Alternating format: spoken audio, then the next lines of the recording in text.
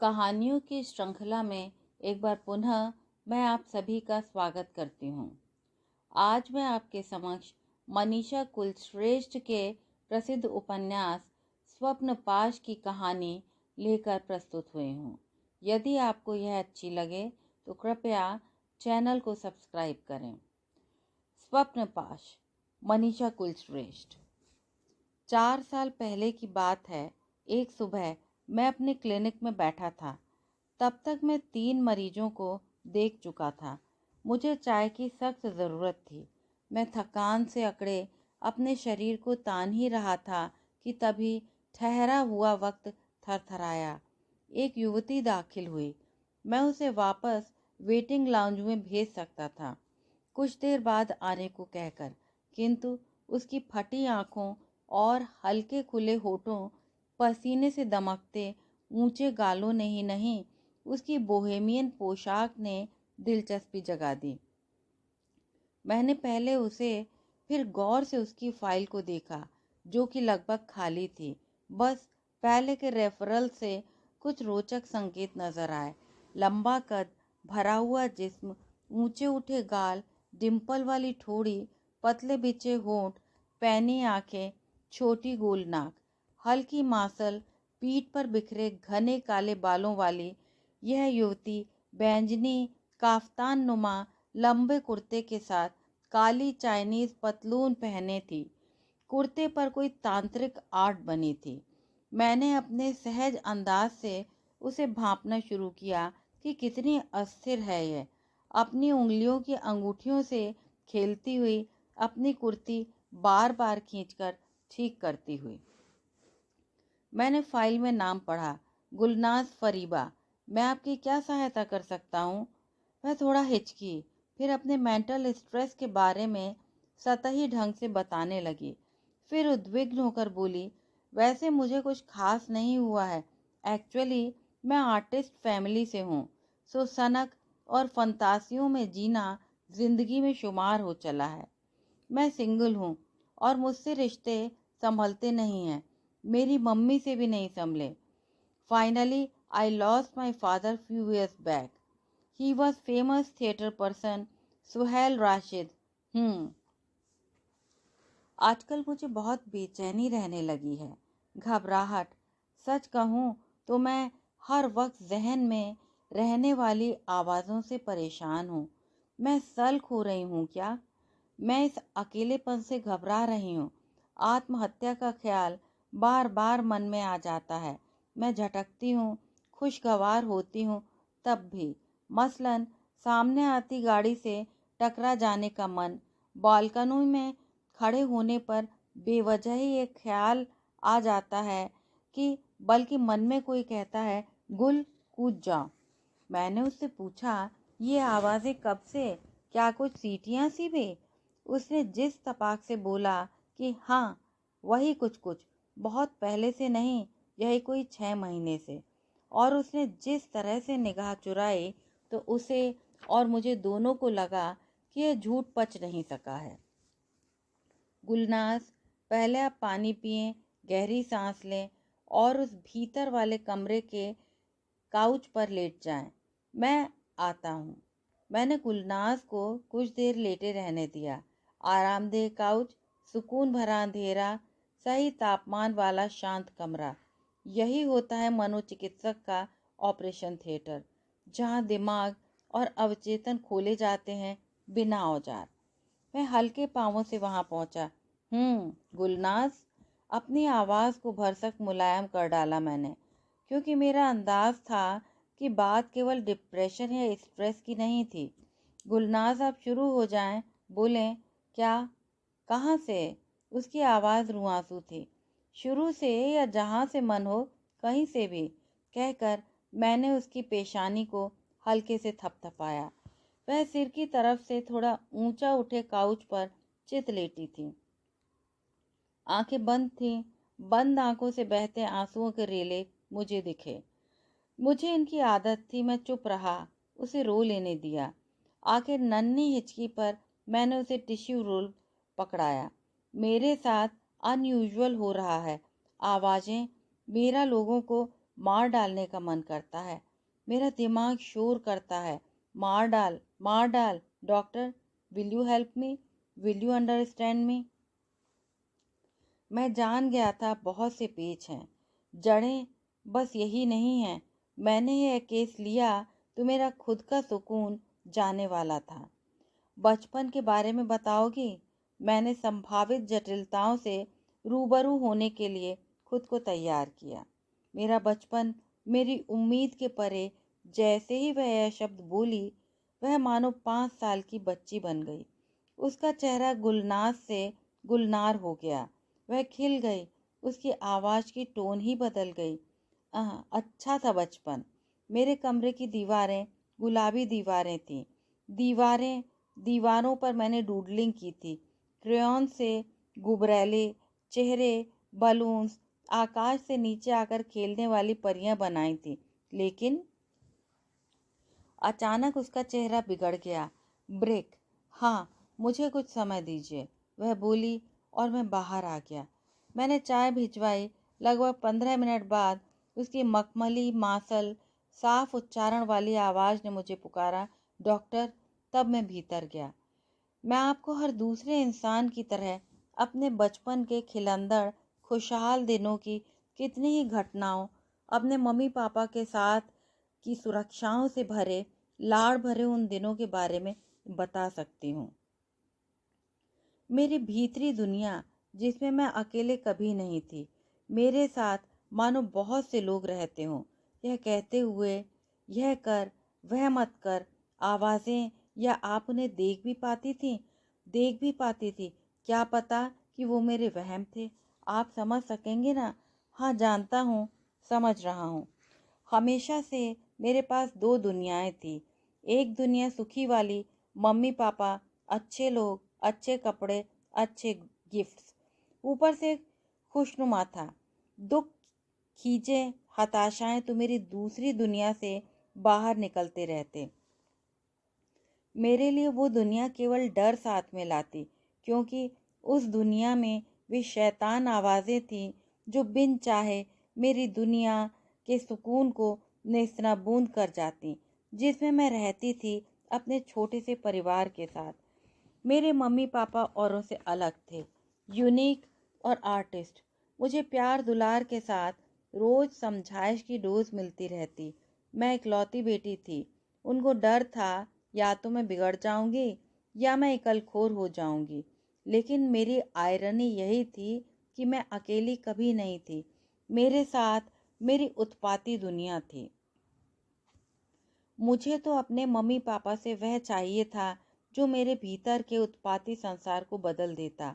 जवानी जो मेरे सीने पर 2 टीसते फोड़ों की तरह उग आई थी। अजीबो गरीब जगहों पर उगाए बालों ने मेरे आत्मविश्वास को चौपट कर डाला था। जवानी के वो महान रहस्य मेरे बचपन को सहमा रहे थे। मैं वह दिन नहीं भूल सकती जब पहली बार किसी ने उन टीसते फोड़ों को जोर से दबा दिया। मैं बुरी तरह दर्द से भर गई कई कई दिन तक। कौन था वह? मम्मी को नहीं बताया? नहीं, मैंने वही किया जो सभी बच्चे करते हैं, एक तरह का दोहरा जीवन जीना शुरू किया। उन बच्चों की तरह जो अब बच्चे न थे न बड़े थे। एक्चुअली मम्मी ने मुझे कथक सिखाने के लिए अपने एक गुरु भाई को रखा। वो 45 साल का अधेड़ रहा होगा तब, और मैं 10। उसने एक रोज़ धोती खोलकर एक नज़ारा दिखाया जिससे मुझे रात भर उल्टियाँ होती रहीं। अगले दिन वह फिर हाजिर था, और इस बार केवल नज़ारा नहीं, छुलवाया, फ्रॉक उठाकर मेरी जांघ से। तीसरी बार उसने मेरे उभरते हुए चीज से छोटे ब्रेस्ट दबोच लिए। मैं उस दिन तो गुस्से में आ गई और गुरुजी के लंबे बाल नोच लिए और मुझे घेरने वाली बाह में दांत गड़ा दिए। गुरुजी ने मेरे गाल पर जोर का थप्पड़ दिया। मैं तबले पर जा गिरी और बेहोश। शाम हंगामा हुआ। मम्मी को बरगला दिया गया कि गुल को डांस सीखने में ज़रा दिलचस्पी नहीं है बहन जी। देखिए कितना हमें काटा और बाल खींचे हैं। उस घटना को कई कई वर्ष बीत गए। वह नाटकीय या सेल्फ पिटी से भरा अपराध बोध भी कब का मेरे मन से जा चुका है। यहाँ तक कि वह कमीना कितनी बार मम्मी के डांस कार्यक्रमों में मिला और मुझे उस पल कुछ कुछ याद तक नहीं आया। डॉक्टर, लेकिन मेरे समस्या का दूसरा पहलू कुछ और ही है। मम्मी पूछती हैं, कौन मुनक्यो, कौन बाबू और गुड्डी, कौन है ये गुलनाज? मैंने पूछा। ये सब मेरे अंदर की दुनिया में बंद दोस्त थे जो मेरी हरकतें कंट्रोल करते या अटपटी हरकतें करने के लिए उकसाते। मैं यह भी जानती थी कि वे नहीं हैं, लेकिन मुझे लगता कि वे थे मेरे दिमाग में, मेरे साथ साथ, जो मम्मी से सहम कर हर पल दूर खड़े रहा करते थे। उनके जाते ही झपट आते। यानी तुम्हें दिखते थे, बात करते थे, ये कोई रियल फ्रेंड्स जैसे थे या काल्पनिक, यानी अनरियल? आप ही बताइए ना कि यह सब क्या है। वे टोटल अनरियल सी परछाइयाँ क्या थीं? केवल मुझे ही क्यों तंग करती थीं? गुलनाज, वे अपने ही दिमाग की बनाई इमेजेस होती हैं। मुनक्यो नाम तुमने दिया उस अनरियल को? नहीं नहीं, वह पहले से ही मुनक्यो तो थी। फिर पता नहीं क्यों वह अस्पताल में भर्ती थी, मेरे वार्ड में। वह मर गई थी लेकिन मेरे साथ रही। तुमने बचपन में उसे कुछ पैरानैचुरल तो नहीं मान लिया था, यानी भूत? पता नहीं, ठीक याद नहीं। मुझे उन सब से डर नहीं लगा कभी। वह तो यहाँ रहती थी, मेरे ही दिमाग में। वह गई तो बाबू गुड्डी मुझे काफ़ी समय तक तंग करते रहे। फिर एक दिन सब चले गए, आवाज़ें भी फेड हो गईं। मेरा अपने दिमाग पर कब्जा हो गया था। बड़े होने पर आर्टेमेसिया आई और जाती रही, कई कई आवाज़ें भी। मन करता है अपना सिर दीवार से फोड़ लूं और इन सबको बाहर निकाल फेंक दूं। कुछ करिए डॉक्टर। पापा के बारे में बताओ। मैं अपनी आवाज़ पर खुद चौंका। अंधेरे में गूंज कर वह अंधेरे में टप्पा खाती रही। गुलनाज चुप थी। 2 मिनट शांति के बाद उसकी आवाज़ उछली। कई साल पहले मेरे पापा की हत्या हुई। वह कतई आत्महत्या नहीं थी। वे पक्के तौर पर प्रोग्रेसिव किस्म के नाटककार थे। वे भावुक जरूर थे, आत्महत्या नहीं कर सकते। मैं बार बार दुनिया से जानना चाहती थी कि फिर ऐसे सौम्य व्यक्ति की 48 साल की उम्र में उनके सपनों को पूरा होने से पहले ही क्यों हत्या कर दी गई। मम्मी भी इन सवालों पर खामोश रहीं। किसने की हत्या? क्या यह पॉलिटिकल मर्डर था? 1999 में हुई उनकी मौत केवल एक दर्दनाक हादसा नहीं थी। कलकत्ता के एक थिएटर के लॉन में वे और उनके साथी रिहर्सल कर रहे थे। तभी एक नकाबधारी ने आकर उनकी कनपटी पर रिवॉल्वर दागकर हत्या कर दी। वह रिवॉल्वर उन्हीं के शव के पास रख दी और जाने कैसे यह सिद्ध कर दिया गया कि यह रिवॉल्वर उन्हीं की थी। मुझे पता है वह रिवॉल्वर मेरे अब्बू की नहीं थी। एक बात कहूँ, देखिए, मुझे मेडिकेशन कतई नहीं चाहिए। मैं दवाएं और उनके साइड इफ़ेक्ट नहीं झेल सकती, न मैं उन्हें रोज़ खाना याद रख सकती हूँ। अब मुझे भूख लगी है। आपके यहाँ से कहीं आसपास लंच ऑर्डर कर सकती हूँ? मेरे पास है लंच, अगर आप घर का खाना। पहली बार मैंने अपना टिफ़िन किसी मरीज से बांटा होगा। हम दोनों चुपचाप खाते रहे। फिर वह अपना हैंडबैग उठाकर बिना पीछे देखे चली गई। न शुक्रिया, न अभिवादन, न अगले अपॉइंटमेंट की बात, न फीस। उसकी फाइल और स्कार्फ मेरे क्लिनिक में छूट गए थे। 1 सप्ताह बाद मेरी असिस्टेंट ने गुलनाज फरीबा के सेल फोन पर फ़ोन लगाया तो वह दिल्ली में थी। उसने अगले इतवार को सुबह का अपॉइंटमेंट मांगा था। मेरी तरफ से डॉक्टर मृदुल से माफ़ी मांग लेना और प्लीज़ अकाउंट नंबर और बैंक डिटेल मुझे ईमेल कर दें। मेरी असिस्टेंट ने मुझे यह संदेश देते हुए कहा, सर, यह केस टोटली स्ट्रेंज है। मनीषा, हमारे यहाँ हर केस दूसरे से अलग आता है। वह केस भूल गई जिसमें एक पति ने अपनी पत्नी को मुर्गी समझना, मुर्गी की तरह रखना शुरू कर दिया था। तुमने तो टाइप करके सेव की है वह केस शीट? यस सर, वह भी बहुत अजीब केस था। इतवार को वह नहीं आई, लेकिन मंगलवार को वह अचानक भीतर चली आई। डॉक्टर ने पूछा, गुलनाज, पिछली बार तुमने मुझे यह नहीं बताया कि क्या पहले भी तुम किसी क्लिनिक या अस्पताल में? हाँ, बहुत पहले, शायद शायद 7 साल पहले मैं एडमिट रही हूँ। लेकिन डॉक, मैं उन सेडेटिव दवाओं से बहुत घबराती हूँ। उनसे मेरा मुंह हर वक्त लार से भरा रहता था। हाथ पैर कहीं के कहीं चलते थे। दिन भर एक नशे का बादल, मेरे ब्रेस्ट भारी भारी, शरीर सूजा हुआ रहता था। मुझे उससे बेहतर यही लगता था कि वैसी आधी बेहोशी में चलने फिरने से तो अच्छा है हैल्यूसिनेशन, मति भ्रम में या किसी पराये कंट्रोल में रहना या बेहुदा आवाज़ों को सुनना। शुरुआत ही में जब बचपन में आवाज़ें सुनाई दी तब नहीं, स्कूल के ज़माने में कहीं एडमिट हुई, कोई ट्रीटमेंट हुआ हो, कोई टेस्ट। बचपन में तो कभी ऐसा कोई बड़ा हादसा या इलाज नहीं हुआ। लेकिन जब मैं 20 साल की थी तब तो 4 महीने इलाज चला।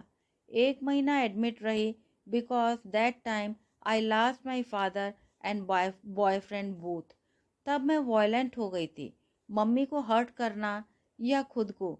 वे कहती हैं मैं उन्हें बहुत गंदी वाली गालियाँ देने लगी थी। तब उन्होंने मुझे, बताओ तब क्या हुआ, क्या इलाज और कहाँ? मुंबई में मेडिकल कॉलेज। मैं पूरे पूरे दिन साइकेट्रिस्ट वार्ड में अपनी बारी आने का इंतज़ार करती रहती। डॉक्टर शक करते थे कि मैं सच में परेशान हूँ कि बस और नशेड़ी लड़कियों की तरह मुझे निंदासा रखने वाली गोलियों का लालच है। सच्ची, हाँ, उन दिनों आप यकीन नहीं करेंगे, मैं हैरान थी कि ये मेरी असली माँ है कि सौतेली। मुझे मम्मी ने बेड से बांधकर कमरे में बंद रखवाया घंटों। पैनिक अटैक के समय वहाँ के डॉक्टरों ने चीखने पर मेरे हाथ बांधकर मुंह पर टेप लगाकर रखा, 10 मिनट से 1 घंटे तक। हाँ, केवल यह पता लगाने के लिए कि यह ड्रामा है या सच में तुम नटकेस पागल हो। फिर बांध कर वो लोग फालतू सवाल पूछते थे जबकि मेरा दम घुट रहा होता था। ज़रा सोचकर देखो, उस वार्ड की आखिरी बार की विजिट में एक नया यंग डॉक्टर मेरे सिर पर आधा घंटा खड़ा रहा, मुझे बेड से बांधकर उस पर पागलपंती के सवाल पूछने लगा। बताओ, आज कौन सा दिन है? तुम जानती हो कि तुम कहाँ हो? तुम अपने को चोट पहुंचाना पसंद करती हो कि दूसरे को? मैं ठीक से सांस भी नहीं ले पा रही थी। मेरा मन किया कि मैं जवाब दूं कि मेरा बस चले तो तुम्हारे मुंह में पेपर नैपकिन ठूंस दूं या मैं तुम्हारी गर्दन पर चाप मारूं, लेकिन मेरी आवाज़ ही नहीं निकली। मैं रोती रही। खोलने पर मैंने उससे पूछा कि डिप्रेस होना, आवाज़ें सुनाई देना, यह कोई पागल होना थोड़े ही है। वो बोला, ऑफ कोर्स, तुम डिक्लेयर्ड स्किज़ोफ्रेनिक हो, तुम्हारे दिमाग की बनावट में ही गड़बड़ है। ऐसा कोई बोलता है? सच पूछो तो मेरा दिल बैठ गया यह सब सुनकर। मैंने उठकर लात मारी उसकी टेबल पर, कहकर वह हाँफती हुई चुप हो गई। फिर जब मैं एडमिट थी, 1-2 बार मुझे मिस हैंडल भी किया गया। वार्ड की नर्सों के कहने पर वार्ड बॉय ने मुझे दीवार से टकरा दिया। मेरे माथे पर नीले निशान को देखकर ये लोग मेरी मम्मी से झूठ बोले कि दूसरी मंजिल से मैंने नीचे कूदने की कोशिश की तो बचाव में धकियाना पड़ा तो रेलिंग से चोट लग गई। मम्मी मेरा यकीन करना कब का बंद कर चुकी थी। ओह गुल, मुझे दुख है कि मेडिकल कॉलेज के साइकियाट्री वार्ड में तुम्हारे साथ ऐसा हुआ। वैसे ऐसी क्रूरता होती नहीं। रेस्टलेस मरीज को सहेजने के लिए 3 तरह से डील किया जाता है, फिजिकली, केमिकली, तीसरे ईसीटी फिजिकली भी। बस कॉटन और गॉज से बांधा जाता है, रस्सियों से नहीं। केमिकली सेडेशन दिया जाता है। मुझे दुख है गुल। नहीं, वो बहुत बुरा था। एक बार वहाँ से निकलकर मैं वहाँ कभी नहीं गई। मेरे नाना को तभी दिल का दौरा पड़ा था। सबका ध्यान उनमें लग गया और मैंने दवाएं लेना भी बंद कर दिया। हम मम्मी के पुराने पुश्तैनी घर में मुंबई लौट आए। हम दोनों यानी नाना और मैं मुंबई में रिकवर कर रहे थे। दवाएं बंद थीं लेकिन मैं पैनिक अटैक पड़ने से पहले वोदका शॉट्स ले लेती। मैं सोचती थी कि मैं अपनी उत्तेजनाओं को बिन दवा कम कर लूँगी। अल्कोहल दवाओं की जगह ले रहा था, जो कि खतरनाक था। लेकिन मैं फिर बाहर से ताला लगे दरवाज़ों के पीछे नहीं रहना चाहती थी। मतलब मम्मी यही करती थी। वो सारे पेपर्स हैं, टेस्ट रिपोर्ट्स पिछले इलाजों के। मैं देख रहा था वह इस बार बहुत आक्रामक ढंग से आत्मविश्वासी दिखने की कोशिश कर रही थी, लेकिन कुछ था जो घनीभूत हो रहा था। फेंक दिए मैंने। मुझे कोई कागज़ नहीं चाहिए। मुझे खुद पर यकीन करने वाला कोई चाहिए जो मान सके कि मुझसे कुछ लोग बातें करते हैं, टकराते हैं। मुझसे नाना के घर को हथियाने के लिए मेरे पीछे 2 लोग चाकू लिए घूमते हैं। अब वह आम स्किज़ोफ्रेनिक की तरह हकलाने लगी और जल्दी जल्दी एक बात से दूसरी पर कूदने लगी। उसके हाथ पैर कांप रहे थे। अपने होंठ वह बार बार गीले कर रही थी। कुछ देर चुप रहकर मेरी तरफ झुककर फुसफुसा कर बोली। उसके मुंह से अल्कोहल की महक आ रही थी। एक और बात, वह आर्टेमिजिया लौट आई है। रुद्र उसे संस्कृत में रोमांटिक कविताएं सुनाया करता था। गुलनाज, तुम क्या सोचती हो? आर्टेमिजिया सच में है? हाँ है Artemisia, the great female painter of 60th century. तुमको दिखती है किस समय? वीकेंड्स पर सुबह होने से जरा पहले आर्टेमिजिया आकर जगाती है मुझे, सेमी न्यूड। उसे साफा बांधना पसंद है। फिर कभी शाम को जब वह जानती है मैं खिड़की में हूँ, वह पतंग लिए आती है। तुमने कभी पेंटिंग नहीं बनाई उसकी? डॉक्टर, जिस दिन मैं पेंटिंग बना दूंगी वह दिखना बंद हो जाएगी। बचपन में मम्मी ने ड्राइंग शीट देकर मुनक्कियों का चित्र बनवाया। वो नाराज़ होकर चली गई। तुम्हें बुरा लगा? हाँ, क्योंकि मेरे और कोई दोस्त नहीं थे तब।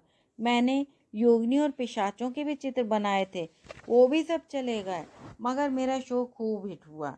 तुम्हें जो सुनाई देती हैं, क्या उन सामूहिक आवाज़ों के चेहरे होते हैं? हाँ, कीड़ों जैसे, बौनों का रिरियाता गिजबिज झुंड। किसी की कमांड देती आवाज़ आती है। हाँ, कभी कभी कोई सेक्स से जुड़ा कमांड। मैं तब कमरे में बंद हो जाती हूँ। मसलन, डॉक्टर हो कि ऐसी बातें पूछ रहे हो मुझसे? और क्या करेंगे वो साले बौने? वो पेड़ देख रहे हो? वहाँ खड़े हंस रहे हैं बौने। अपना स्क्रू ड्राइवर निकालो। मादर जो। गुलनाज, यहाँ बैठो। मैंने उसकी क्रेजी कॉर्ड छू दी थी। अब उसे शांत करना मुश्किल था। उसने सबसे पहले पेपर वेट उठा लिया और खिड़की के कांच पर छन। मेरा मेडिकल असिस्टेंट झांका। मैंने आंख के इशारे से उसे भगा दिया। वह उठकर खिड़की में खड़ी हो गई। लौटकर उसने टेबल पर झुककर मेरा कॉलर पकड़ लिया था।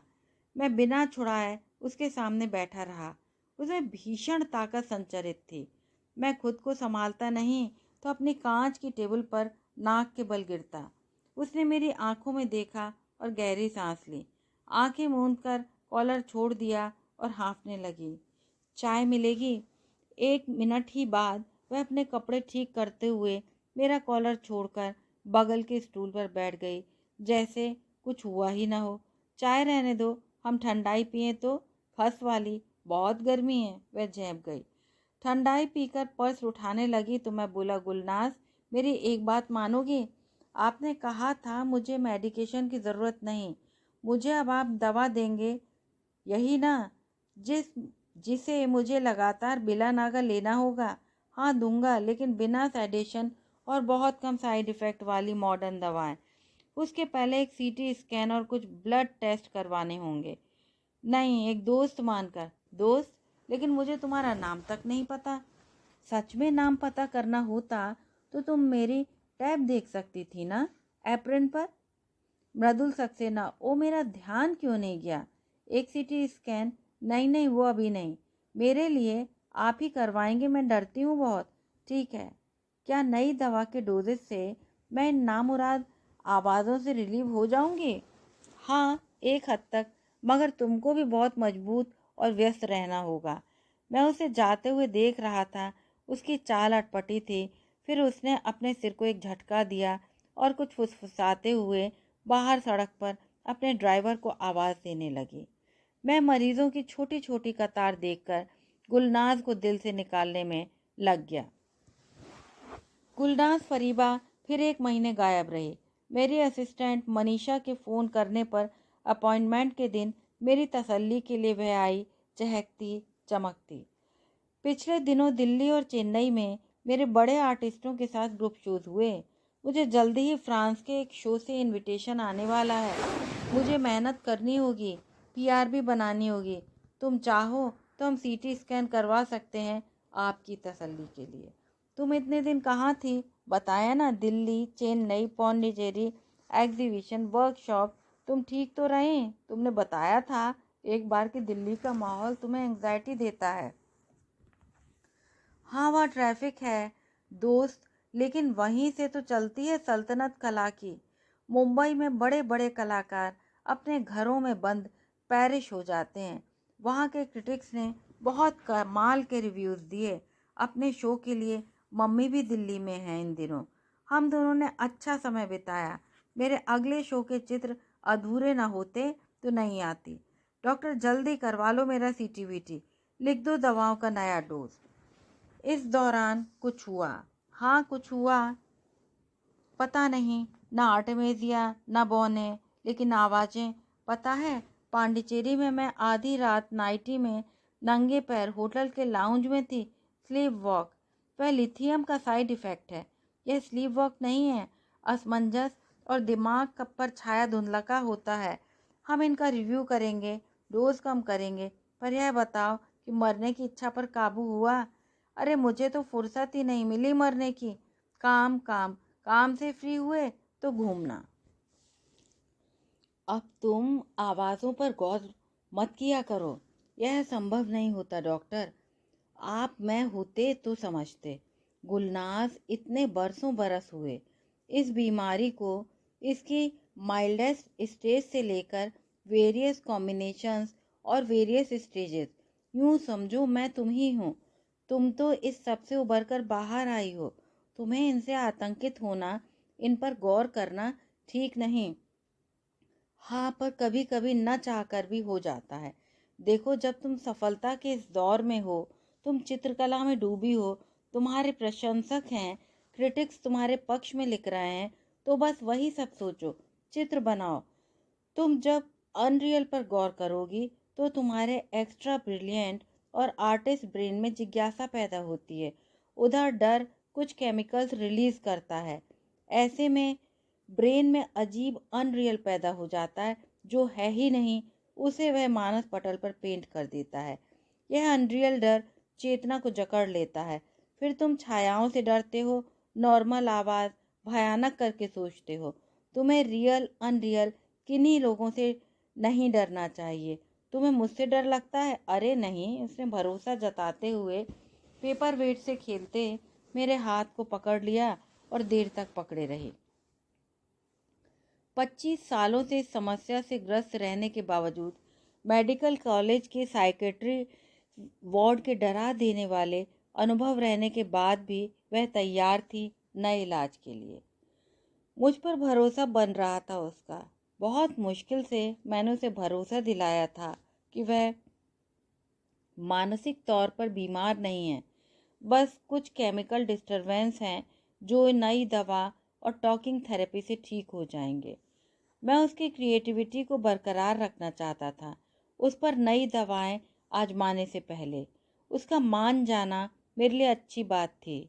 स्किज़ोफ्रेनिया के लिए जो नई दवाएं हैं, वे दवाएं हर अलग व्यक्ति पर अलग तरह से असर करती हैं। साइड इफ़ेक्ट भी अलग, जिनको बीच में लेना छोड़ना उल्टे असर डालता है, और जिनकी लगातार मॉनिटरिंग बहुत ज़रूरी थी। ये मोहतरमा जितनी बड़ी कलाकार हैं उतनी मूडी, सही मायनों में पूरी कलाकार। गुलनाज, मैं तुम्हारे साथ एक प्रयोग करना चाहता हूँ। तुम अपने वास्तविक लोगों से निजात पा जाओ। इसे सपोर्टिव थेरेपी कहते हैं। आजकल कम साइकेट्रिक टॉकिंग ट्रीटमेंट करते हैं। साइकोडायनेमिक थ्योरीज की जगह नई दवाओं ने ले ली है। तुम दवा पर भरोसा नहीं कर रही हो मेरे कहने के बावजूद। मुझे खुशी है कि पिछली दवाएं तुमने नियमित रखी। आप व्हाट्सएप पर रोज़ गुड मॉर्निंग के साथ टेक योर पिल का मैसेज भी तो भेजते हो। वाह, यह तो मनीषा की ड्यूटी है तुम जैसे मरीजों के लिए। यह सुनकर उसका चेहरा टेढ़ा हो गया, फिर भी वह मुस्कुराई। हाँ, तो मैं कह रहा था कि हाँ बताइए। पहले तुम अपने साइकोटिक अनुभवों की फ्रीक्वेंसी और शांत समय के बारे में अपने अच्छे विचारों और बुरे विचारों का रिकॉर्ड बनाओगी। यानी बचपन से अब तक जो कुछ हुआ, मन के बाहर भीतर, यूं समझो कि एक अनवरत डायरी, रोजनामचा। हाय, मुझे तो सोचकर ही घबराहट हो रही है। लिखने की प्रैक्टिस ही नहीं है। मैं पेंट कर सकती हूँ, लिखना होगा। पहले बचपन से लेकर अब तक अपने बारे में, फिर मेरे पास आने से पहले का हल्यूसिनेशन, उससे पहले और उससे भी पहले का। अभी आखिरी कब कब था? विजुअल और ऑडियो। परसों ऑटमिजिया की आवाज़ आई थी, गुलाबी बादल। वो तो रोज़ आवाज़ें तो रोज़ आती थीं, अब कुछ कम है। एक काम करना, जब भी आवाज़ें शुरू हो तुम स्टॉप करते उंगली उठाना, जब तक न बंद हो। तुम्हें इन वहमों की जिम्मेदारी खुद लेनी है, तभी ये बंद होंगे। दूसरे पर मत डालो। ऐसा शुरू होते ही जोर जोर से किताब पढ़ो, या बाथरूम में जाकर आवाज़ निकालकर गॉर्गल करने लगो, या मेडिटेशन का ओम। ठीक है, ये आवाज़ें कहीं से नहीं आती, अपना दिमाग ही बना लेता है वहम। पता है, एक बार मैं रो रही थी और परेशान थी। शिफा का 7 साल का बेटा मेरे पास आया और बोला, क्या हुआ मासी? मैंने बताया कि मुझे अनजानी आवाज़ें सुनाई देती हैं। तो मेरी आंखों में आंखें डालकर बोला, मासी, जब आवाज़ आए जिस चीज़ से, उसे ज़ोर से किक मार दो। वास्तविक होगी तो दूर खिसक जाएगी, नकली होगी तो डर जाएगी। अब मैं लात चला देती हूँ तो कम हो गई हैं। लंबी वॉक, मैं पैदल नहीं चल सकती। मुझे सबसे ज़्यादा वहम होते हैं कि कोई पीछे आ रहा है, कोई मुझे टक्कर मारने वाला है। तो रहने दो, मेडिटेशन सूट नहीं करता, मैं और जकड़ जाती हूँ। मुझे ऐसे टेस्ट बहुत लोगों ने बताए। मसलन रुद्र ने कहा मैं उन आवाज़ों को अपना लूँ या मुझे बेड कमांड दें तो ही बहस करूँ। यह डिज़ास्टर था डॉक। मैं कॉलेज में मेंटल के नाम से मशहूर हो गई, जबकि मैं अपना बेहतरीन कर रही थी। बस जैसे ही मुझे पता चला, मैंने कॉलेज जाना बंद कर दिया। बहुत मुश्किल से 1 साल ज़्यादा लगाकर यह डिग्री मिली है। मैं पहले भी पूछना चाहता था, यह रुद्र कौन है? मेरा एक्स बॉयफ्रेंड। रियल? मृदुल, सब कुछ अनरियल नहीं है। मेरा बॉयफ्रेंड था, और भी कुछ रिश्ते। तुमने अपने इस बॉयफ्रेंड के बारे में कुछ नहीं बताया। फिर वो तुमने उसे उस रोमन कैरेक्टर के साथ जोड़ा तो लगा कि बताओ कौन था रुद्र प्रताप, रुद्र धवल। पर आज नहीं, अगली बार। अगली विजिट पर वह आई, बोली, आज टॉक थेरेपी यहाँ नहीं करेंगे। मैं आपको ट्रीट देना चाहती हूँ, चलेंगे बाहर? हम बाहर निकल ही रहे हैं तो सीटी स्कैन करवा लें। मेरा दोस्त है एक रेडियोलॉजिस्ट, हमें अपॉइंटमेंट मिल गया है। पहले मैं तुम्हारे ब्लड सैंपल्स लूँगा, नई दवा की मॉनिटरिंग। तुम पिछली बार बताया था तुम रात लाउंज में थी। ये लंबे कन्फ्यूजन ठीक नहीं। रेडियोलॉजिस्ट के यहाँ वेटिंग रूम में सीटी स्कैन के लिए गुलनाज की बारी का जब हम इंतज़ार कर रहे थे, तब मैंने पूछा, तुम रुद्र और दूसरे रिश्तों के बारे में बताना चाहती थी। गुलनाज ने बताना आरंभ किया। वो मेरे साथ जे कॉलेज ऑफ आर्ट्स में था। उसने मुझे 2 साल डेट किया। वह भी मेरी तरह अजीबोगरीब था। उसका नाम था रुद्र। शुरू से बताऊं या शॉर्टकट? दोनों के बीच का कुछ, ना बहुत ज़्यादा ना बहुत शॉर्ट। वैसे तुम किस्सा गोई की माहिर हो, मैंने दोस्ताना चपत लगा कर कहा। ड्रामेबाज पिता की बेटी हूँ। ठीक है, शॉर्ट में। वह कॉलेज में जिस दिन आया उसी दिन लोग उससे इम्प्रेस हो गए। वह रिची रिच हो कि मिस्टर परफेक्ट। सच्ची, मैंने उसमें कोई दिलचस्पी नहीं ली। लोग उसे घेरे रहते, लड़कियां खास तौर पर। उन दिनों मैं यूं ही मातम में थी। वहाँ पर काली पट्टी ने उसे मेरी तरफ खींचा होगा। फिर उसने एक दिन मुझे रोककर पूछा, वह मेरे अब्बू के नाम से परिचित था। उसकी फ्रेंच अम्मी मेरे अब्बू के साथ कोई थिएटर वर्कशॉप कर चुकी थी। उसने मुझे तस्वीरें दिखलाईं। पहले कुछ महीने हम दोस्त रहे, फिर एक दिन मेरे सामने रोया कि वह ऊपर से जितना जिंदा दिल दिखता है, भीतर से उतना ही तन्हा और मूडी है।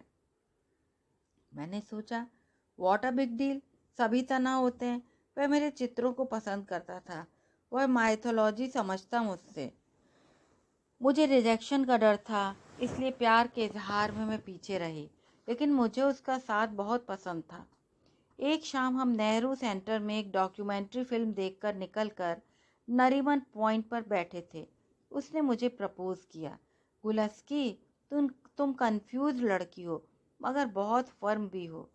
तुम में लिजी रूमानियत नहीं है, और फिर भी तुम क्लासिक ढंग से रोमांटिक हो। मैं कुछ ही दिन में तुम्हारी बेतरतीबी और बच्चों जैसे मासूम अक्खड़पन का दीवाना हो गया हूँ। मेरा दिमाग मेरी जद में आकर नहीं दे रहा था, वरना बहुत पहले कह देता आई लव यू। मैं उसे मुंह खोलकर देखती रही। उसने अपनी लंबी उंगलियां मेरे होठों पर टिका दी और मेरे ओठ बंद कर दिए। देखो, रिजेक्ट मत करना, वह बोला। रुद्र, पर मैं क्यों? मैंने कहा, क्योंकि मैंने सुना था रुद्र कई लड़कियों को घुमा रहा था। क्योंकि मैं जान गया हूँ एक बात। जब वह बोला तो मैं डर गई। मैंने हड़बड़ाकर पूछा, क्या? तुम मुझे कितना जानते हो? क्या समझा है? मैं टोटल फ्रीक हूँ। मैंने अपनी तरफ से उसे हिंट दे दिया था। Gul, we both are unrealistic real. और उसने मुझे अपने लंबे आकार में लपेटकर पहली बार किस किया। ऐसा नहीं था कि मुझे उससे इश्क नहीं था, लेकिन रिश्ते निभा पाना मेरे बस की बात नहीं थी। हम अक्सर मिलते कॉलेज में, कॉलेज के बाहर। मेरी भूख मर सी गई थी और मैं लगभग बेहोशी की हालत में रहती। मुझे अब केवल रुद्र की सांसें और आवाज़ें सुनाई देती। मैं प्यार के बुलबुले में बंद थी। इस तरह 6 महीने बीत गए। वह धीरे धीरे मुझसे फिजिकल होने को उत्सुक होने लगा था। हम पब्लिक प्लेसेस में कई बार सीमाएं तोड़ते। चलो, अब फ्लैशबैक का ब्रेक। चलो, अब तुम्हारे सीटी स्कैन के लिए पुकार आ गई है। मुझे डर लगता है डॉक्टर, आप साथ रहिए। मैं सीटी रूम में लगातार उसके और अपने रेडियोलॉजिस्ट डॉक्टर दोस्त के साथ बना रहा। जब स्कैन के बाद वह वॉशरूम गई, तब मैंने रिपोर्ट के बारे में जानने की कोशिश की, तो मेरे दोस्त के अनुसार मसला वेंट्रिकुलर एनलार्जमेंट का था, कॉर्टिकल एट्रोफी और सेरेब्रोस्पाइनल फ्लूइड के सर्कुलेशन और डिस्टरबेंस का था। वजह क्या होगी? स्मोकर मदर, जन्म के समय सफोकेशन, प्रेगनेंसी के वक्त डिस्ट्रेस ड्रग्स। लेकिन इन एबनॉर्मेलिटीज़ के साथ मैंने हाइपर मगर नॉर्मल लॉग देखे हैं। यह जन्मजात पैरानाइक स्किज़ोफ्रेनिक केस है।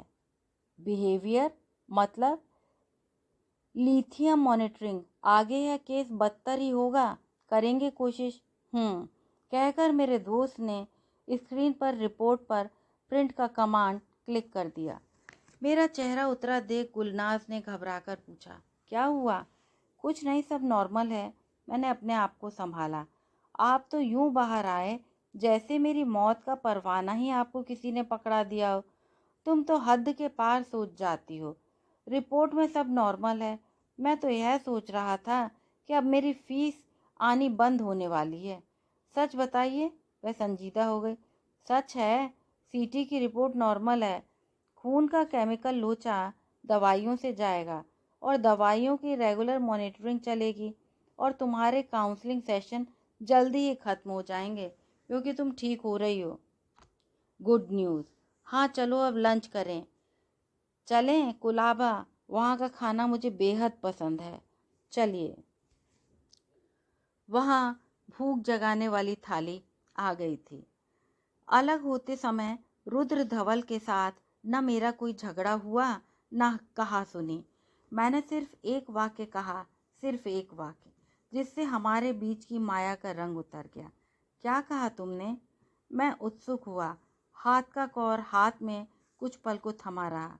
कब तक छुपाओगे? मैं जान गई हूँ रुद्र, तुम भी स्किज़ो हो। ओह, क्या आप बिलीव करेंगे, मैं अनजाने एक स्किज़ो को ही डेट कर रही थी। शुरू में मुझे लगा कि रुद्र बिना बात के ढोंग करता है, इंटेलेक्ट उड़ता है, नकली है, उस पर उसमें भीषण अहम है। वह बहुत बड़ा एक्टर है, लेकिन वह भी मेरी ही सी दर्दमंद जिंदगी जी रहा था। आर्टेमिसिया उसकी उपज थी और वह पार्टिंग गिफ्ट की तरह मुझे दे गया था। हम दोनों जान गए थे कि हम दोनों ही स्किज़ो हैं, लेकिन यह कोई दो अपाहिजों की जोड़ी होने जैसा कतई नहीं था कि मानो दो अंधे शादी कर लें या दो लंगड़े या गूंगे बहरे। ये हम थे, दो स्किज़ो। हम अपने अपने वहमों और वहशतों के साथ कई कई घूमती वहमी दुनियाएं लिए। जल्दी ही वह मुझसे खींचने लगा, फिर भी मैं छाया की तरह पीछे रहती थी। वह मेरे सपनों में मेरे साथ हर पल सजीव, जो वह मेरे साथ वास्तविकता में नहीं करता, मैं सपनों में करवा लेती। मेरी हेल्थ और एकाग्रता खो रहे थे। जब मैंने जाना तो बहुत देर हो गई थी। दवाएं मेरा इलाज थीं, काउंसलिंग नहीं।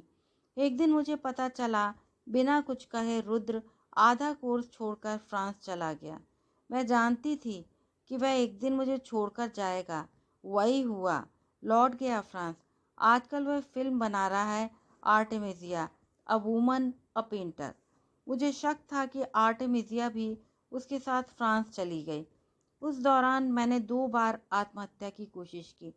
एक बार बस के आगे खड़े होकर, दूसरी बार सब्जी काटने वाले चाकू से सीना गोदकर। देखो, चलो दूसरी बातें करें। कुछ और बताओ, वो लोग जिन्होंने तुम्हें प्रभावित किया हो। मैं उसके प्रलाप से अब ऊबने लगा था। मैं जानता था कि वह स्किज़ोफ्रेनिया में शामिल होने वाली एक नहीं अनेक मनोविकारों की शिकार है। ऑडियो ही नहीं, विजुअल वहम और वहशतें लिए घूम रही है ये लड़की। उस पर उसके हर वहमी कैरेक्टर को नाम से जानने में मेरी रुचि चुकने लगी थी। जब मेरे ट्रीटमेंट का 1 साल से ऊपर बीत गया, गुलनाज बहुत कुछ संभलने लगी थी। उसकी असंयत वहशतें ठीक हो रही थीं। उसने अपने भावनात्मक गुंजलों का दारोमदार मानो मुझ पर छोड़ दिया था। वह दूर लंदन में होती, उसकी ईमेल्स आती, हम चैट करते। उसके कुछ सच मुझ तक पहुंचते और कुछ झूठ और भ्रम। वह यहाँ होती तो वह काउच पर नहीं लेटती। उसके ब्लड टेस्ट के बाद हम किसी कॉफ़ी हाउस में मिलते और वह अपनी चित्रकला की दुनिया के संघर्ष बताती। वह एक चर्चित युवा चेहरा होना चाहती थी, कला की दुनिया का। वह बताती आर्ट क्यूरेटर्स और गैलरियों के बाजार का सच। हमारी एक मुलाकात में उसने बात छेड़ी। आपको एक बात नहीं बताई थी। हाँ, वही एक बात नहीं बताई। जे आर्ट्स कॉलेज के मेरे शुरुआती साल में एक विजिटिंग प्रोफेसर आया था। वह हमें एस्थेटिक्स पढ़ाता था। आज वह दिल्ली में एक बड़ा आर्ट क्रिटिक है, विहान सेठ। आज तो पता नहीं उसे मैं याद हूँ कि नहीं। तब वह मुझ पर फिदा हो गया था। हमारे कॉलेज के 3rd ईयर के छात्रों की एक आर्ट एग्जीबिशन थी। उसको जज बनाया गया था। मैं स्टूडेंट्स की भीड़ में ठीक उसके सामने खड़ी थी। इनॉग्रेशन के बाद उसने मुझे बुलाया, मेरी गर्दन के खम पर उंगलियां रखकर कहा था, तुम खुद एक कैनवास हो। मैं उस दिन जान गई थी कि एक दिन यह आदमी मुझे अपने नीचे बिछाएगा। वह तब बहुत हैंडसम हुआ करता था। लंबा चेहरा, काली दाढ़ी, सुंदर पेशानी, लंबा कद। हमारे सीनियर बैच की हर लड़की उसके कमरे की मेहमान बनी थी। समझ रहे हैं ना मेहमान का मतलब? हाँ, फिर सिवाय मेरे। तब हर कोई कहता था, खूबसूरती जो गुलनाज की तरह होना चाहिए कि आसानी से हासिल ना हो। वह 6 महीने कोशिशें करके चला गया। पहली बार जब मैं उसके बुलाने पर उसके घर डिनर पर गया, उस हादसे को कभी नहीं भूल पाता।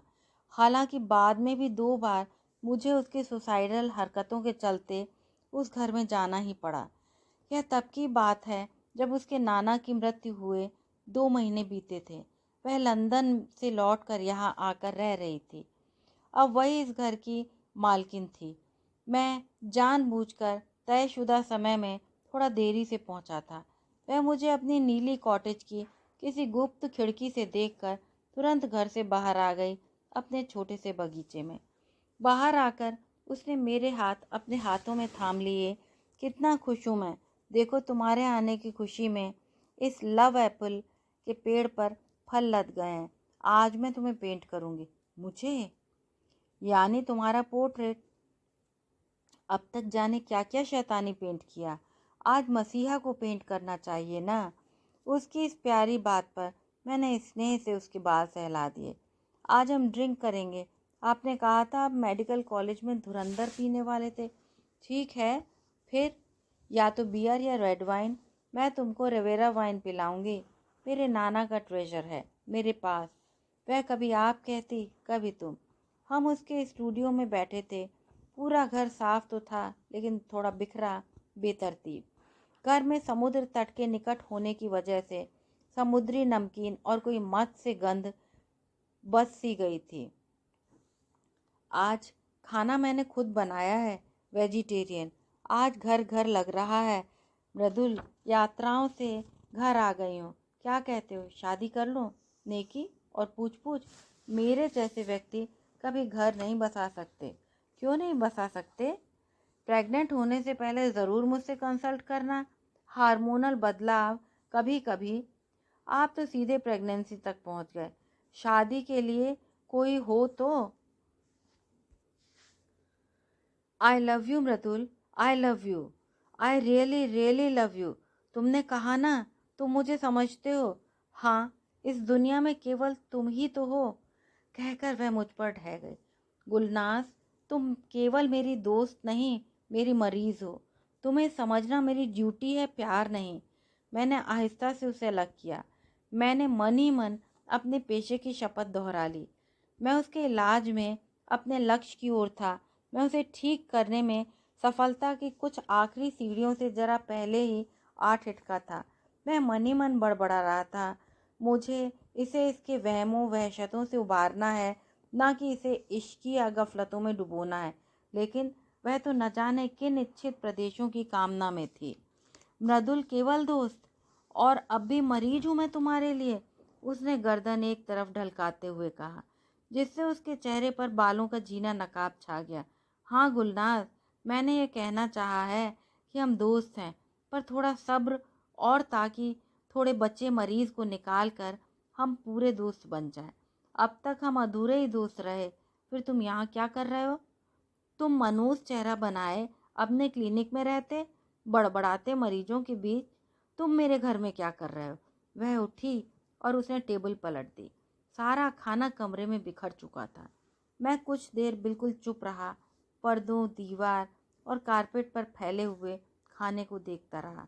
वह ग्लानि से पीली पड़ने लगी। कुछ देर अपनी लंबी और कड़ी चुप्पी के बाद मैं स्थिर स्वर में बोला, मुझे डर है कि अब मैं कभी तुम्हारा दोस्त बना रहना चाहूँगा। उसकी अनकही टीस मुझ तक पहुँची। उसके आंसू बस फूटने के थे।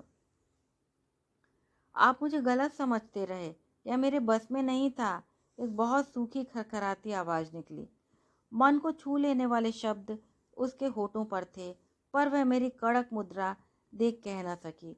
मैं तुरंत बाहर निकल आया, कार स्टार्ट की और कुछ पलों में सड़क पर था।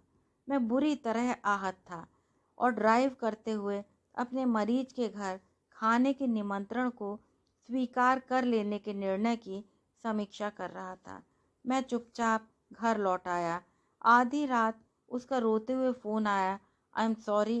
वह क्या क्या बोल रही थी जिसे मैं आधी नींद में ठीक से समझ नहीं सका। उस दिन पहली बार मेरी पत्नी ने आपत्ति दर्ज की। तुम किसी मरीज को नंबर नहीं देते? गुलनाज, ये कौन? ये मसला क्या है? मैंने अतिरंजना का सहारा लिया। वह पैरानॉइक स्किज़ो की मरीज है कावेरी। उसमें सुसाइडल टेंडेंसीज आ रही हैं, इसलिए नंबर दिया था कल को। लेकिन उस रात मुझे कुछ नहीं सूझ रहा था मैं क्या करूं। कुछ ही दिन बाद अपनी तरफ से मैं अपने मेडिकल कॉलेज के एक पुराने दोस्त और क्लासमेट से जाकर मिला। यार, मुझे लग रहा है या तो मैं डिप्रेशन में चला जाऊंगा। कावेरी से मैं क्या कहता। मैं अपनी टाई ढीली करके सोफे पर अध लेटा था। An artist with schizophrenia. अरे बाप रे, यानी कोड़ में खाज। उस पर इश्क तो खाज में भी दाद, कौन सी स्टेज। Window period. आजकल इसने दवाएं लेना छोड़ रखा है। मैं चाहता हूँ तुम ले लो यह केस। अभी नहीं बता सकता। स्किज़ोफ्रेनिया मतलब मुसीबत मोल लेना। यार, हम इन रिच एंड फेमस लोगों की सनकें संभाल लें, वही बहुत है। किसी को नींद नहीं, किसी को भीषण ईर्ष्या। यार, 3 साल से मरीज है मेरी। मैं उसे किसी बेहतर हाथों में सौंपना चाहता था। ठीक ठाक रिच वह भी है, तेरी फीस भी समय से दे ही देगी। बात वह नहीं है, तेरी दोस्त है तो फीस लेता भी नहीं। तू जानता है दवाएं हार गई हैं मेरे दोस्त साइकोसिस के आगे। ऐसी मानसिक बीमारियां मुझे भीषण चुनौतियां लगती हैं, लेकिन दवाओं के जरिए सुला सुलाकर बेचैनियों और वहमों को दबाना मेरे गले नहीं उतरता और बुरे हाल हो जाते हैं। कैसे कैसे साइड इफ़ेक्ट। उसने मुझसे कहा, तू उससे खुद को काटना शुरू कर यार। मैं ना सही किसी और साइकोसिस स्पेशलिस्ट को रेफ़र कर, या अमीर है तो विदेश भेज दे। हाँ, उसकी माँ लंदन में ही रहती हैं। मैं घर लौट गया था उस रोज़ एक टीस लेकर। मैंने उसकी सलाह मानी, उसका केस अपने एक सीनियर को रेफ़र कर दिया। मुझे महसूस हो रहा था कि उसके प्रति मेरा स्नेह, उसका मेरे प्रति अनवरत झुकाव इलाज को बाधित कर रहा है। मैं तटस्थ नहीं हो पा रहा हूँ। अब मैं उसका डॉक्टर नहीं रहा हूँ। अब वह मेरे इलाज को गंभीरता से लेना बंद कर चुकी है। मैंने अपना अकाउंट बंद कर दिया था जिसमें वह फीस डालती थी।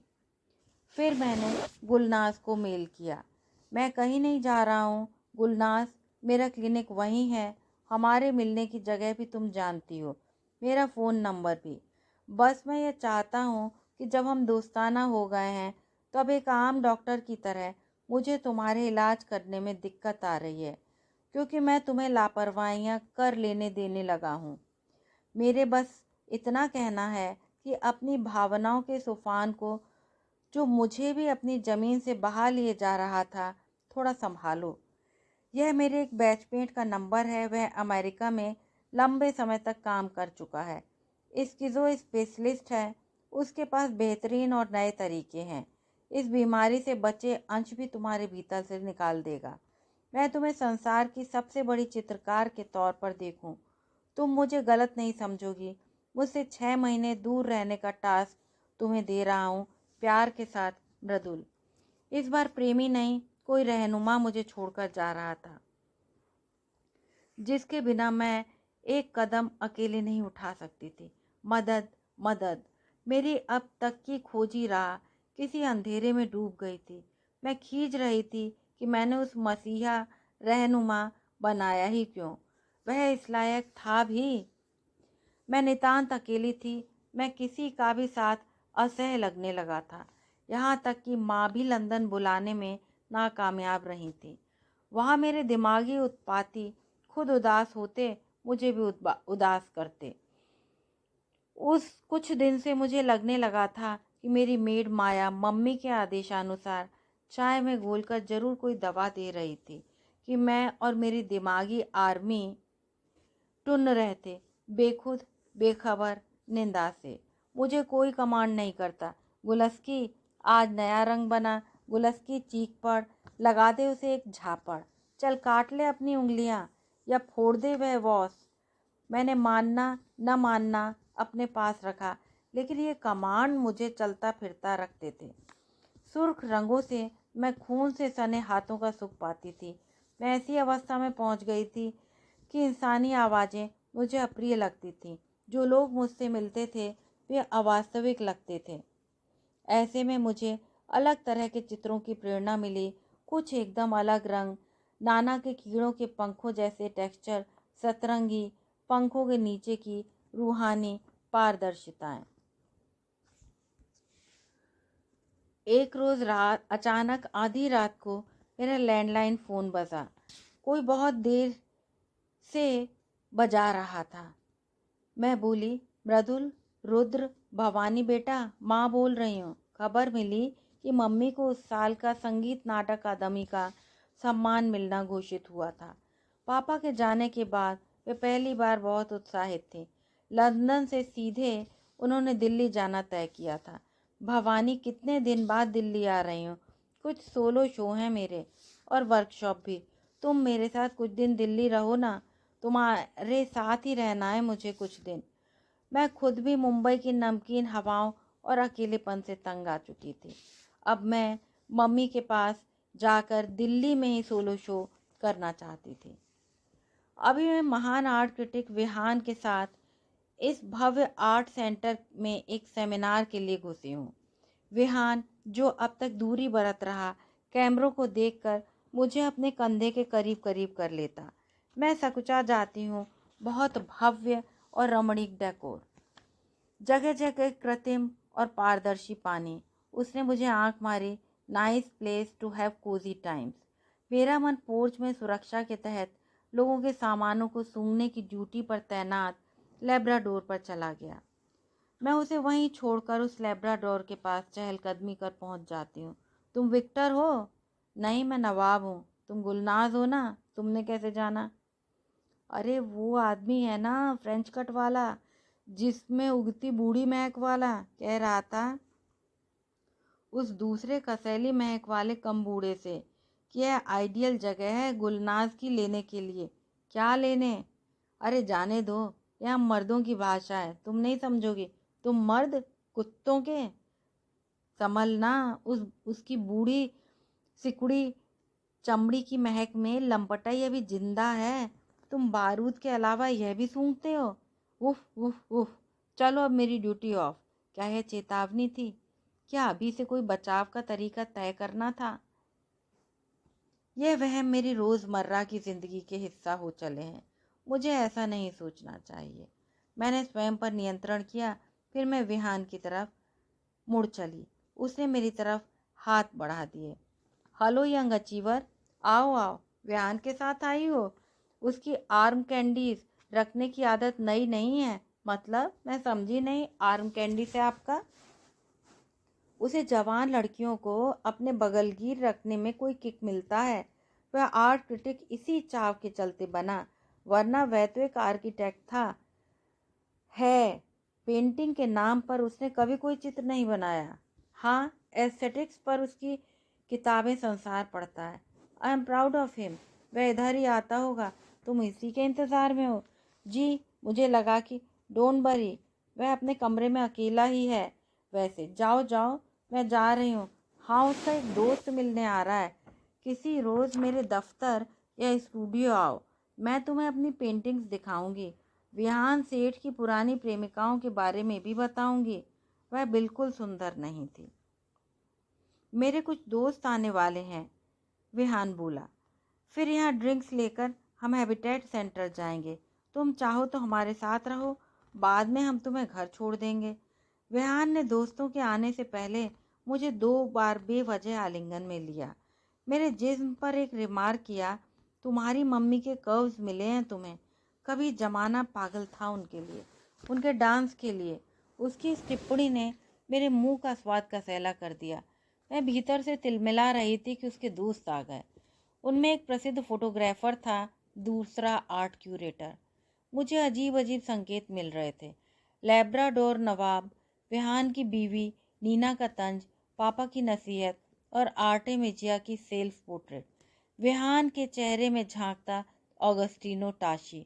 यकीन मानो, उस दिन मैंने सिर्फ जूस पिया एहतियातन, लेकिन मुझे शक है कि जूस में कुछ था। मेरी आंखों पर धुंध थी। मुझे बहुत ज़्यादा कुछ याद नहीं। क्या मैं आर्टेमिजिया की तरह काउच पर लिटा दी गई थी? ये कौन सी आवाज़ें मेरे कान सुन रहे थे? मेरा जिस्म जैसे बंदरों के हाथ पड़े टेडी बियर की तरह खींचा जा रहा था। रात के 12 बजे मैं अपने ग्रीन पार्क वाले गेट पर किसी कार में से उतार दी गई। किसी ने मेरे पर्स में से चाबी निकालकर ताला खोला। रात भर आवाज़ें मेरा बलात्कार करती रहीं। वो शब्द मुझे भेद रहे थे। मेरे शरीर पर खरोंचे थे। मैं वो सारे स्पर्श चाकू से खरोंचकर निकाल देना चाहती थी। दीवारों पर सिर मारकर आवाज़ों को बाहर कर देना चाहती थी। मेरे ब्रेस्ट बुरी तरह सूज गए थे। उन पर नील पड़ी थी। हाँ, मैं सुबह उठकर सीधे एक पहचान के फेमिनिस्ट एक्टिविस्ट के पास पहुंची। आप जानती हैं ना मुझे, मैं गुलनाज फरीबा। मेरा बलात्कार हुआ है कल रात 1 बजे। गुलनाज बैठो, तुम बताओ क्या हुआ। उसने मोबाइल कैमरा ऑन कर दिया। मेरा रेप हुआ। एक महान आर्ट क्रिटिक और उनके क्यूरेटर दोस्त ने मेरे साथ दुष्टता की। एक महिला ने वहां उस बिल्डिंग में उपस्थित होते हुए उनका सहयोग किया। उस फेमिनिस्ट एक्टिविस्ट ने पुलिस को फ़ोन कर दिया और खुद ही दोपहर जाकर एफआईआर लिखवाने की कोशिश की। पुलिस के आने से पहले मुझे 2 लेडी डॉक्टर्स को सौंप दिया। मैंने उन्हें खुद को छूने नहीं दिया। नाम तो बताओ। अभी नहीं, समय आने पर बता दूंगी। तुम मेडिकल टेस्ट भी नहीं करवा रहे। मैं कह चुकी हूँ ना। देखिए, आप लोग ज़्यादा तंग करेंगी तो मैं अभी खुद को मार डालूंगी। मैं पुलिस के आने से पहले भाग आई। उस एक्टिविस्ट ने मेरा धुंधला वीडियो मीडिया को दे दिया। बात टीवी चैनलों पर आ गई। लोग ग्रीन पार्क वाले घर में आकर तंग करने लगे। इंटरव्यू के लिए फ़ोन करने लगे। अगले दिन अखबार मेरे नाम से भर गए थे। टीवी पर शोर मच गया। कई नाम हवा में उछलने लगे। मैं घबराकर अगली रात मुंबई की फ़्लाइट पकड़कर घर आ गई। मेरा कंट्रोल फ्लाइट में ही छूट गया था। मैं बंदी बेल्ट में बैठ नहीं पा रही थी। मेरा रोना रुक नहीं रहा था। मैं मुंबई एयरपोर्ट पर पहुंचकर डर से बेहोश हो गई। मेरे दांत भिज गए। मेरे पर्स से नंबर लेकर किसी ने शिफा को फ़ोन कर दिया। सच बता, क्या हुआ था? उसने मुझसे पूछा। हाँ, चलो बता ही दूँ। आज कैसा लगता है एक लड़की को जब उसका बलात्कार होता है। सामूहिक, पहला शारीरिक दर्द जो भूला नहीं जा सकता। एक भीषण घुटन कि कोई तुम्हें नीचे पटके है, तुम्हें रौंद रहा है और बाकी लोग ठहाके लगा रहे हैं, उसे जोश दिला रहे हैं, फाड़ देने के लिए। वह शोर मेरे दिमाग का पीछा नहीं छोड़ता। मैं इसे सुनती रहती हूँ, भूतिया आवाज़ों की तरह। लेकिन यह शरीर का दर्द तो है नहीं। मेरा दिमाग जिस तरह दर्द है, उस रोज़ बात हद तक पहुँच गई थी। क्या यह मानोगे तुम कि मेरी 3-4 दिनों के लिए बत्ती गुल सी हो गई, जैसे कंप्यूटर हैंग हो जाए। शायद यह दिमाग का अपने बचाव का तरीका हो, पागलपन से। मुझे अपने शरीर से घृणा होने लगी थी। जब भी यह किसी तरह के मज़े लेता, मैं खींचकर इसे सजा देती। कभी 2-2 दिन कुछ न खाकर, कभी रात भर बैठे रहकर। मैं घंटों बैठी रहती। किचन के स्टोर के कोने में, जहाँ चींटियाँ और कॉकरोच सिंक में चढ़ने के लिए मेरा शॉर्टकट बेहिचक लेने लगे थे। खुद को चोट पहुँचाना अच्छा तो नहीं लगता, पर भीतर कहीं गिल्ट, खुद से घिन और छिचड़ों को मन की दीवार से खुरचता हुआ जरूर मेरा मन था। एक दिन अचानक मेरे सीनियर का फ़ोन आया। मृदुल, तुरंत पहुँचो, पता एसएमएस कर रहा हूँ। मेरे एक मरीज ने आत्महत्या की गंभीर कोशिश की है, खुद को जला लिया है। मैं शहर से बाहर हूँ। मुझे क्यों लगा वह गुलनाज होगी। मैं खुद को थप्पड़ मार देना चाहता था, क्योंकि उसे लेकर मेरे अनुमान हमेशा सही ही क्यों निकलते हैं। हाँ, वही थी। 1 घंटा पहले उसने अपने बांद्रा वाले घर में किचन में गैस सिलेंडर खुला छोड़ दिया, खुद को 80% जला लिया था। मैं बिना घर में किसी को कुछ कहे, जिन कपड़ों में था, कार स्टार्ट करके चल दिया। मैं रास्ते भर एक भीषण ग्लानि में फंसा हुआ था। मेरे पहुंचने से बहुत पहले पुलिस आ चुकी थी। एम्बुलेंस उस बर्न वार्ड में ले गई। मैं बच रहा था उससे मिलने से, लेकिन न जाने क्यों मुझे बहुत तीव्रता से महसूस हुआ कि यह वह समय है जब मैं उससे मिल ही लूं, क्योंकि इसके बाद मेरी ग्लानि चरम पर थी। क्योंकि उसकी माँ, जो पिछले 7 सालों में अपने पति और पिता की मौत देख चुकी थी, वे मुझसे पहले लंदन से आकर वहाँ नानावटी अस्पताल के बर्न वार्ड के आईसीयू के बाहर खड़ी थीं। उनका थका हुआ चेहरा देखकर मुझे लगा कि मैंने इन्हें सहानुभूति से छुआ नहीं कि ये यहीं बिखर कर चूर चूर हो जाएंगी। मेरी हैरानी के लिए यह काफ़ी था कि जब मैं आईसीयू में पहुंचा, वह होश में थी। उसका चेहरा सुरक्षित था। उसे नर्स ने करवट दिला रखी थी। पूरी नंगी देह एंटीसेप्टिक दवाओं के मलम से ढकी थी। मलमों की तहों के नीचे से जले हुए घावों का पानी रिस रहा था। मैं जानता था इस पीड़ा की पराकाष्ठा को, तो मापना मेरे खुद के लिए कठिन था। वह फटी आंखों से दीवार ताक रही थी। हल्की गुर्राहट जैसी कराहट है। मेरे कानों में से होकर दर्द बनकर, सिहरन बनकर उतर रही थी। मेरे बगल में एक पुलिस वाला आकर खड़ा था किसी दस्तखत के लिए। मैंने उसे इशारा किया, बाद में आइए, हालत तो देखिए। भला व्यक्ति था, चला गया। गुलनाज की माँ मेरे बाद भीतर आई। गुलनाज खिली एक जले हुए फूल की आखिरी गुलाबी मुस्कान। मम्मी घर ले चलो ना। गुलनाज की मम्मी ने मुंह हाथों में ढांप लिया। मैंने पुकारा, गुलनाज। उसने बिना हिले जान लिया मैं हूँ। मुझे मरने से डर लगता है। वह अस्फुट बड़बड़ाई। नहीं मरोगी, मैं हूं ना। वह मुस्कुराई। हाँ तुम हो मृदुल, लेकिन वह भी तो है मुनक्यो। कहकर उसने दीवार पर आंखें टिका दी। वहाँ किसी बच्चे की बनाई आड़ी टेढ़ी लकीरें थी। फिर वह एक तीखी गुर्राहट के बाद दर्द के आखिरी मुहाने पर जाकर बेहोश हो गई। इन्फेक्शन के डर से हमें बाहर आना पड़ा। मैं हर पल की खबर ले रहा था आईसीयू में उसकी। उसी शाम ठीक 6 बजे गुलनाज ने अपनी दोनों दुनियाओं से विदा ले ली। रेप केस की एफआईआर दिल्ली में ही वापस ले ली गई थी, लेकिन मामला अब आत्महत्या का था, इसलिए ऑटोप्सी होनी थी। गुलनाज का शव एक ट्रॉली में चढ़ाकर मॉर्चरी की तरफ भेज दिया गया। एक डॉक्टर होने के नाते मेरी उस शव के प्रति दुखद भावनाएं बर्फ हो चली थी। जिसे मैं जानता था वह ऊर्जा का पुंज कब इस देव को छोड़कर चला गया है। खबर मिलते ही शिफा अपने पति के साथ आई थी। गुलनाज की मम्मी को अपने साथ ले गई थी।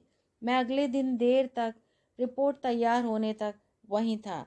वैसे तो क्या शेष था, मेरी ही एक दबी सी इच्छा थी कि मैं ऑटोप्सी रिपोर्ट देखूं। पूरी रिपोर्ट मैंने सरसरी तौर पर देख डाली और एक जगह से 2 बार गुजरकर हैरत में पड़ गया। Hymen intact, not habitual of sexual intercourse. मेरे सामने खड़े पैथोलॉजिस्ट से ने पूछा, यह वही है ना जिसने रेप के लिए एफआईआर की थी? अब तो केस ही नहीं बनता। हमें पता नहीं था कि ये लड़की स्किज़ोफ्रेनिक थी। मैं निशब्द खड़ा था। कहानी सुनते हुए जब आप मेरे साथ यहाँ तक आ ही गए हैं तो कृपया चैनल को लाइक, शेयर और सब्सक्राइब करें। धन्यवाद।